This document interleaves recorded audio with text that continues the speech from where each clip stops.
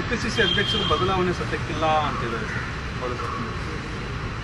ನಿಮಗೆ ಬದಲಾವಣೆ ಮಾಡಬೇಕು ಸರ್ ಇಲ್ಲ ಕೆ.ಸಿ. ವೇಣುಗೋಪಾಲ್ ಒಂದು ಮಾತು ಹೇಳಿದ್ರು ಸರ್, ಲೋಕಸಭಾ ಚುನಾವಣೆ ಬಳಿಕ ಬದಲಾವಣೆ ಆಗುತ್ತೆ ಅನ್ನೋ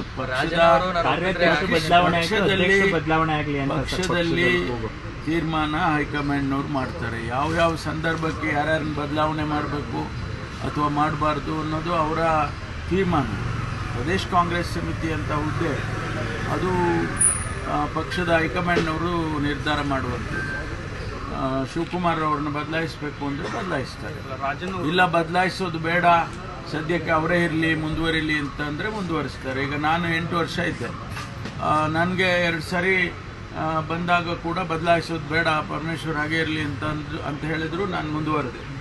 ಹಾಗಾಗಿ ಅವರು ತೀರ್ಮಾನ ಅಂತಿಮವಾಗಿ ಪ್ರದೇಶ ಕಾಂಗ್ರೆಸ್ ಸಮಿತಿ ಅಧ್ಯಕ್ಷರನ್ನ ಬದಲಾಯಿಸಬೇಕಾ ಬೇಡವಾ ಅದನ್ನು ಅವರು ತೀರ್ಮಾನ ಮಾಡ್ತಾರೆ. ಶಿವಕುಮಾರ್ ತೀರ್ಮಾನ ಮಾಡೋದಿಲ್ಲ, ರಾಜಣ್ಣ ಅವರು ನಾನು ರೆಡಿ ಇದ್ದೀನಿ ಮಾಡೋದಿಲ್ಲ, ಮುಖ್ಯಮಂತ್ರಿಗಳು ಮಾಡೋದಿಲ್ಲ, ಯಾರೂ ಮಾಡೋದಿಲ್ಲ, ಅದು ಹೈಕಮಾಂಡ್ನವರೇ ಮಾಡೋದು. ಕೆ.ಎನ್. ರಾಜಣ್ಣ ಅವರು ನಾನು ಅಧ್ಯಕ್ಷನಾಗಿ ರೆಡಿ ಇದ್ದೀನಿ ಅಂತ ಹೇಳಿ ಮಂತ್ರಿ ಸ್ಥಾನ ತ್ಯಾಗ ಮಾಡ್ತೀನಿ ಕೊಟ್ರೆ ಅಂತ ಸಂತೋಷ.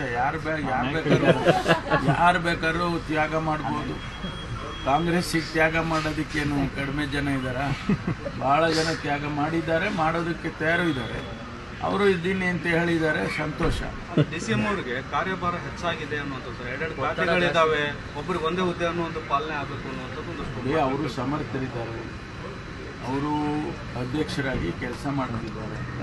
ಒಂದು ವೇಳೆ ಅದು ಹೆಚ್ಚು ಭಾರ ಹೊರೆ ಆಗಿದೆ ಅಂತ ಅನಿಸಿದರೆ ಅವರು ಹೈಕಮಾಂಡ್ನವರಿಗೆ ಹೇಳ್ತಾರೆ, ನನಗೆ ಭಾರ ಹೊರೆ ಆಗಿದೆ, ಒತ್ಕೊಳ್ಳೋಕ್ಕಾಗ್ತಾ ಇಲ್ಲ, ಸ್ವಲ್ಪ ಬದಲಾಯಿಸಿ ಅಂತ ಅವರೇ ಹೇಳ್ಬೋದು. ಅಥವಾ ಹೈಕಮಾಂಡ್ನವರೇ ಇಲ್ಲ ಇವ್ರಿಗೆ ಹೊರೆ ಜಾಸ್ತಿ ಹಾಕ್ಬಿಟ್ಟಿದ್ದೀವಲ್ಲ ನಾವು ಅಂತ ಅವರೇ ಹೊರೆ ಕಡಿಮೆ ಮಾಡಿ, ಅದು ಅಂತಿಮವಾಗಿ ಅವ್ರಿಗೆ ಬಿಟ್ಟಿದ್ದು.